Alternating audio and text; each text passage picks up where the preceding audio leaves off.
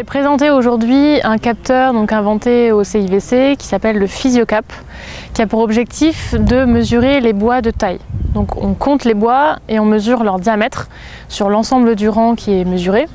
C'est un capteur qui peut être monté sur des machines agricoles, donc pendant un pré-taillage par exemple. Et son résultat va être intéressant à cartographier puisqu'on va avoir le résultat finalement de comparaison entre parcelles ou au sein d'une même parcelle, des zones de comportement physiologique différents. Et l'idée ultime est de moduler les pratiques pour que la parcelle se comporte de manière homogène. La viticulture de précision est quand même encore un domaine assez peu expérimenté en viticulture. C'est très développé en agriculture. Donc en viticulture, on a encore des questions du type est-ce que c'est intéressant économiquement, qu'est-ce que je vais pouvoir en faire. Donc là, on est vraiment sur de la pédagogie pour faire comprendre aux vignerons que la vigne est une plante pérenne et que finalement on a un intérêt à réfléchir sur son équilibre à long terme ou au moins à moyen terme en maintenant une vigueur correcte et cohérente donc à l'aide de l'outil de pilotage PhysioCap. Une question intéressante également ce matin était quel est le diamètre idéal, quelle est la vigueur idéale, vers quoi il faut tendre. Là, effectivement, il n'y a pas de réponse correcte. Chacun va avoir en fonction de ses objectifs de production un objectif différent, une vigueur optimale différente, en fonction du terroir, en fonction de l'objectif de production, en fonction de chaque vigneron. Donc là, il n'y a pas de réponse à cette question, si ce n'est que l'outil vous permettra d'aller vers ce que vous voulez.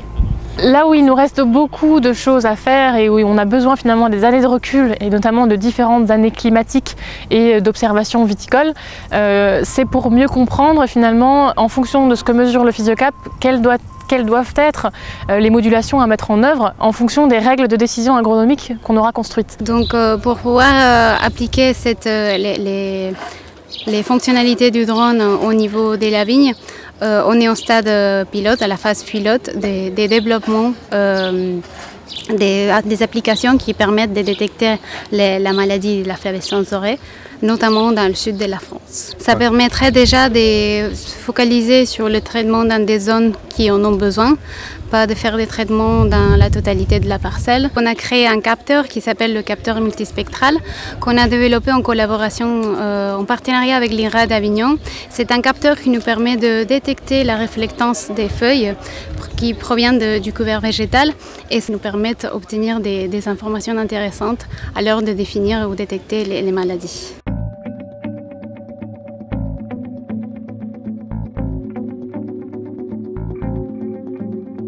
On a choisi cette machine parce que c'est la seule machine qui fonctionne plus par gravité entre guillemets, fonctionne par turbine aussi donc ce qui crée un effet venturi dans la cuve, qui permet d'éviter les effets de tassement qu'on pouvait retrouver sur les poudreuses ordinaires et aussi de pouvoir traiter le même nombre de rangs que la pulvérisation. Et cette poudreuse différente des autres, ça permet de passer tout type de poudre, que ce soit extrêmement liquide ou extrêmement solide. Puis les deux ans passés avec les grosses sorties d'odium, les viticulteurs sont se retournés vers les poudreuses. On ressortit les poudreuses et on cherchait aussi d'autres moyens que les poudreuses ordinaires, donc par gravité, d'où ce système.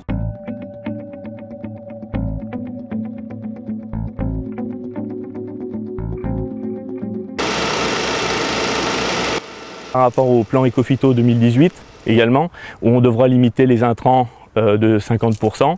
Et c'est avec un ensemble de différents points, comme sur cette pulvée à jet porté, où on peut réduire les quantités de produits en travaillant en début de végétation sur une ou deux hauteurs de jet, en limitant, grâce au GPS, les contours ou le recouvrement, qu'on va pouvoir diminuer les intrants sans diminuer la matière active. Les bons réglages, ça serait de justement bien positionner le produit au bon endroit en fonction du stade végétatif de la plante. C'est-à-dire travailler sur une hauteur, deux hauteurs de jet, trois hauteurs de jet en pleine végétation. C'est important aussi de réduire les puissances absorbées sur les enjambeurs, parce que 21 chevaux prise de force, ça permet de réduire donc les consommations de gasoil sur les enjambeurs.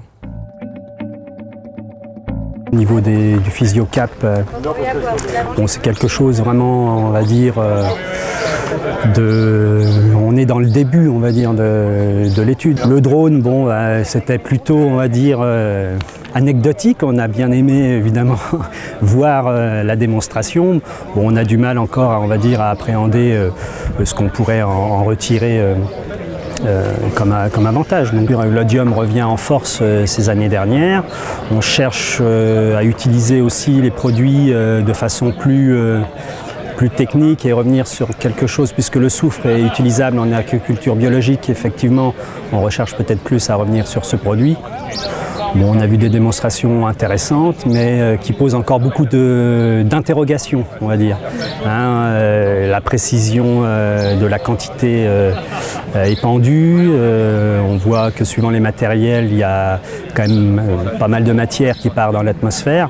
Il faut toujours un contact entre, justement, des démonstrations comme ça en direct, entre les concepteurs, les techniciens pour avoir les conseils et ce qu'on veut en retenir, et les praticiens, enfin les viticulteurs eux-mêmes qui, eux, sont vraiment sur le terrain et utilisent ces matériels. De voir justement ce PhysioCap là, donc le CIVC en parlait depuis quelques temps, et pourquoi pas s'améliorer avec des techniques un petit peu nouvelles.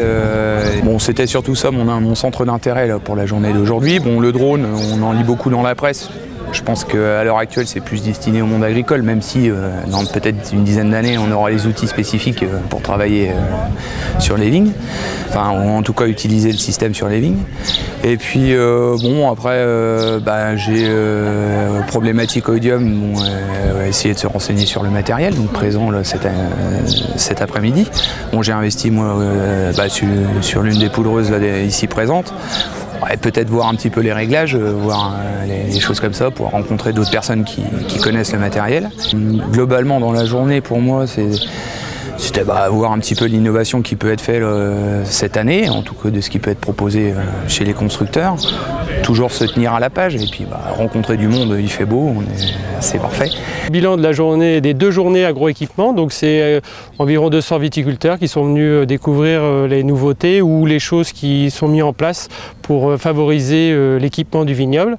Donc aujourd'hui c'était les poudreuses et la pulvérisation et aussi la viticulture de précision. Donc un beau succès sous le soleil et avec des vignes, avec des beaux raisins qui inaugurent une belle vendange 2014.